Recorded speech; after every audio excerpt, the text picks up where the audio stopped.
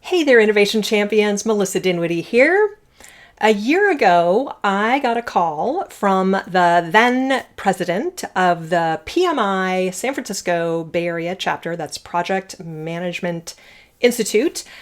She wasn't calling about a keynote. She was calling because she had been actually searching for a Lego Serious Play facilitator, and my name had come up. Her chapter's professional development day was coming up, and they usually followed a very familiar shape. They have a keynote and then breakouts and then networking and maybe a panel and then a closing keynote. But this year, they wanted to open the day a little differently. They wanted to do something to unlock strategic thinking before the rest of the agenda even started. So she was thinking maybe some Lego, maybe a treasure hunt, something a little bit different. Seemed like a good thing to do, like the obvious way to get 125 project managers out of, spreadsheet brain. So I asked her a little bit more about the room and the timing and the actual constraint that she was solving for. And then I told her that I did not think Lego Serious Play was the right tool for the job. And this is the part of the story that's kind of easy to skip past, but it's the part that actually matters for anyone who's hiring outside expertise. She had come to me with a specific request, and I pushed back on it. Not because Lego Serious Play doesn't work. It works beautifully in the right setting and in the right circumstances. I love Lego Serious Play. I am certified, I think I have at least four certifications, maybe more, in Lego Serious Play. But a 45-minute opening slot in a room full of rows of chairs with no tables to build Lego models on called for something different. Lego requires a lot of time and a Lego Serious Play, and it requires tables to build your Lego models on. And for what she was trying to accomplish, I did not feel that Lego Serious Play was the right modality. She needed something built from the ground up for the constraints that we were working with, not retrofitted from a format designed for something else. So I proposed a session drawn from the world of improv instead. No slides, no bricks, just structured play designed to get people moving and laughing, and most importantly, thinking differently about how they handle surprise and uncertainty. And she said yes, not to the format she'd originally imagined, to the problem actually getting solved. So what that yes made possible? That 45-minute session became one of the most talked about parts of that PMI Professional Development Day.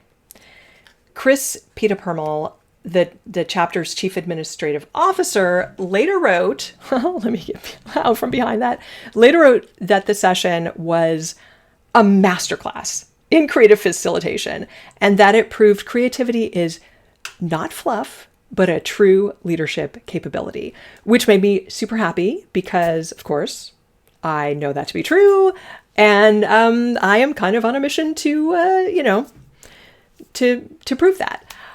So I will let you read the rest of his testimonial on your own time.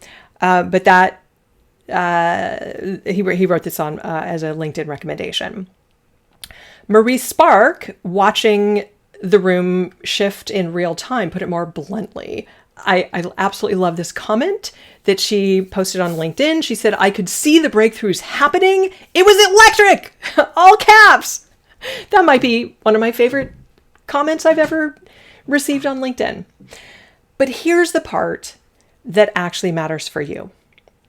It's not the applause, it's what happened next. The same design, the one built specifically for a 45-minute PMI opening slot, I have since run for a SHRM chapter, which, by the way, led to one of the best letters of recommendation I've ever received. I've also run it for a women's leadership group and for a SaaS company's leadership team. 4 audiences, 4 very different rooms, one core design built right the first time because it was built for the actual constraint, not for the format that someone originally had in mind. But this is the stat I actually care about. When attendees at the SaaS company session were asked afterward whether they had at least one specific action that they were taking back to work, 93% said yes. 93%. Not, it was fun, which they also said. Not great energy, which they also said.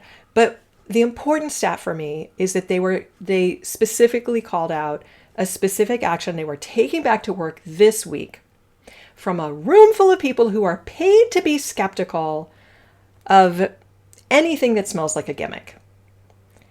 That's significant.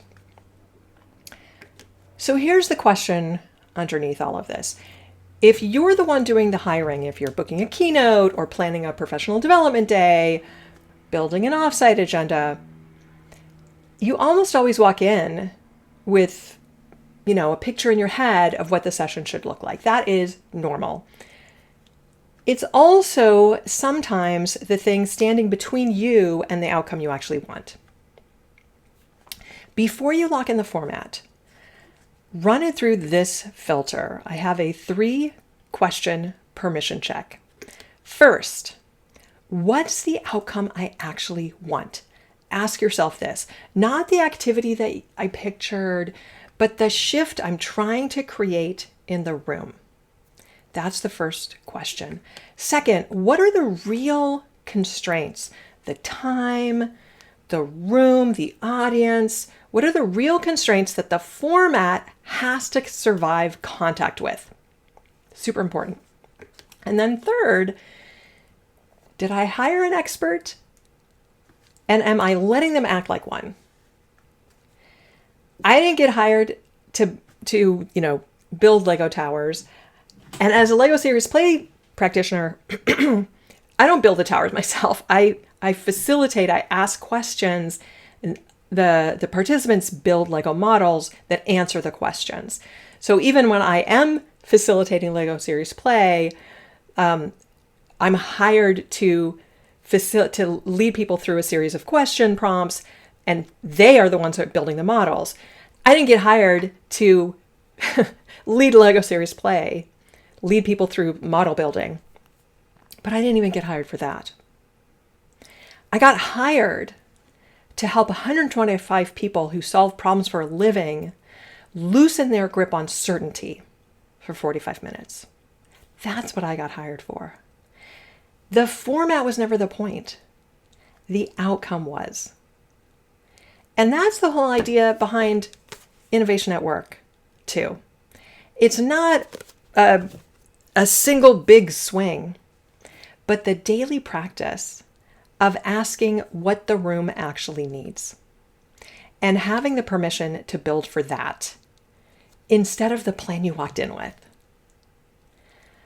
So, next time you're locking in a format for a session, a keynote, an offsite, anything, run it through the permission check. What outcome you actually want, what constraints it has to survive, and whether you're really letting the expert you hired act like one. And if you want all 52 experiments, grab a copy of Innovation at Work. You can use that QR code. Link is also in the description. innovationatworkbook.com will get you there. And you can also get a special leadership edition available only on my website, which includes an exclusive 5-part Innovation Leader's Edge video series. Everything you need to run your first micro experiment, get leadership buy-in, and build lasting innovation culture. And if you are sitting on a mandate and a picture in your head of what the session should look like, grab a free innovation strategy session with me at innovationatworkbook.com/call, or use that QR code, and the link is also in the description. If this was useful, hit like, subscribe, and ring the bell so you don't miss the next one. Until next time, stay curious, stay playful, and keep creating the impossible. Ciao.